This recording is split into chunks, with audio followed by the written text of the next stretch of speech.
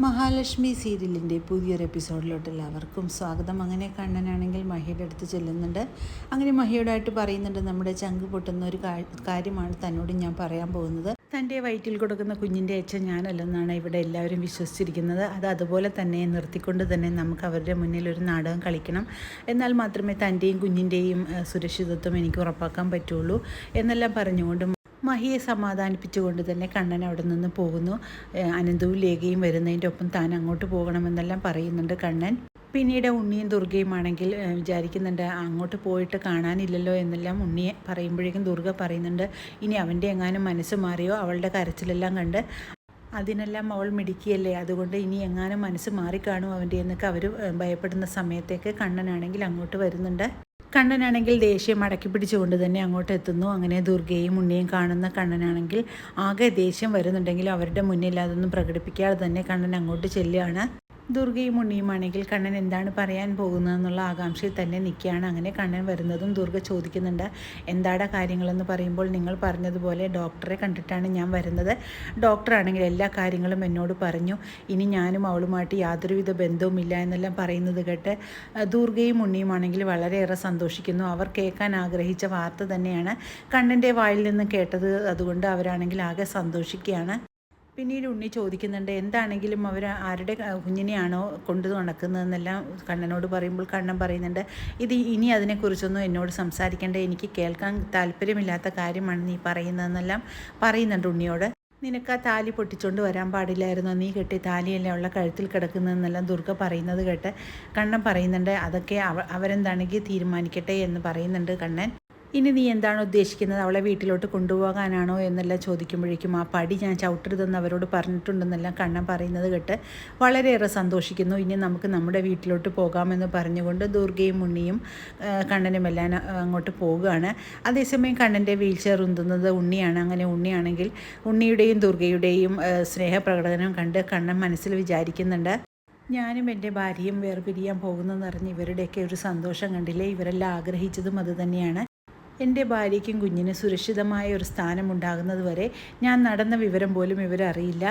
നിങ്ങളെയൊക്കെ വിറ്റ കാശ് എൻ്റെ കയ്യിലുണ്ടെന്നെല്ലാം പറഞ്ഞുകൊണ്ട് കണ്ണൻ മനസ്സിൽ വിചാരിച്ചു കൊണ്ട് തന്നെയാണ് പോകുന്നത്. അങ്ങനെ അവരെല്ലാവരും കൂടെ കാറിൽ കയറാൻ വേണ്ടി പോകുന്നു. അങ്ങനെ ഉണ്ണിയാണെങ്കിൽ വളരെ സൂക്ഷിച്ച് തന്നെ കണ്ണനെ കാറിൽ കയറ്റുന്നുണ്ട്. ഇതെല്ലാം കണ്ണന് മനസ്സിലാകുന്നുണ്ട്, ഇവരുടെ അഭിനയം മാത്രമാണെന്നും ഇവരെല്ലാം ഒരു പാഠം പഠിപ്പിക്കണമെന്ന് കണ്ണൻ മനസ്സിൽ തീരുമാനിക്കുന്നുണ്ട്. അങ്ങനെ കാറിലിരിക്കുന്ന കണ്ണനോടായിട്ട് ദുർഗ പറയുന്നുണ്ട്, എന്നാലും അവൾ പാല് കൊടുത്ത കൈക്ക് തന്നെയാണല്ലോ കൊത്തിയത്, ആ വീഴ്ചയിൽ തന്നെ അവളങ്ങോട്ട് ഇല്ലാതായിരുന്നെങ്കിൽ നന്നായേനെ എന്നെല്ലാം പറയുന്നത് കേട്ട് കണ്ണനാണെങ്കിൽ ആകെ ദേഷ്യം വരുന്നുണ്ട്. പക്ഷേ കണ്ണൻ അവരുടെ മുന്നിലൊന്നും പ്രകടിപ്പിക്കാതെ തന്നെ ഇരിക്കുകയാണ്.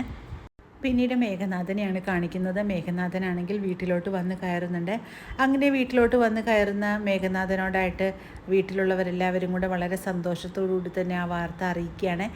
എന്താണ് എല്ലാവരുടെയും മുഖത്തൊരു ചിരിയും സന്തോഷമെല്ലാം കാണുന്നത്, കാരണം എന്താണെന്നെല്ലാം പറയാനായിട്ട് മേഘനാഥൻ ചോദിക്കുമ്പോഴേക്കും, അപ്പോൾ നീയൊന്നും അറിഞ്ഞില്ലേ, നമ്മളുടെ കാര്യങ്ങളെല്ലാം രക്ഷപ്പെട്ടടാ, നമ്മൾ വിചാരിച്ച കാര്യങ്ങളെല്ലാം ഇനി നടക്കാൻ പോവുകയാണെന്നെല്ലാം മേഘനാഥനോടായിട്ട് പറയുന്നുണ്ട് വാമദേവൻ.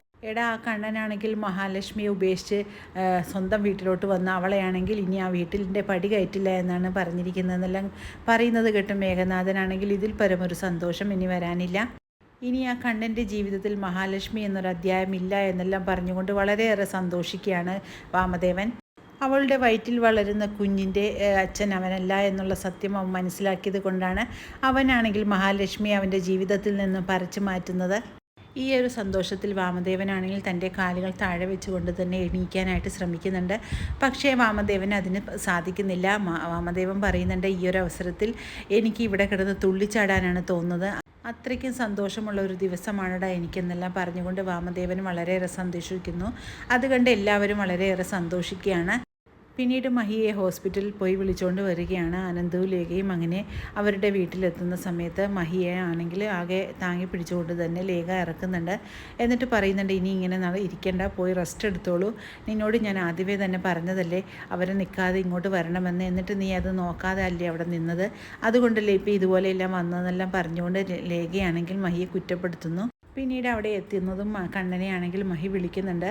എന്നിട്ട് പറയുന്നുണ്ട്, കണ്ണേട്ട സൂക്ഷിക്കണം, ഞാനില്ല എന്ന് വിചാരിച്ചുകൊണ്ട് കണ്ണേട്ടൻ്റെ കാര്യങ്ങളൊന്നും ശ്രദ്ധിക്കാതിരിക്കരുതെന്നെല്ലാം പറയുമ്പോഴേക്കും താൻ എന്നെക്കുറിച്ചൊന്നും ഓർത്ത് വിഷമിക്കേണ്ട, എൻ്റെ കാര്യങ്ങളൊക്കെ ഞാൻ നോക്കിക്കൊള്ളാം.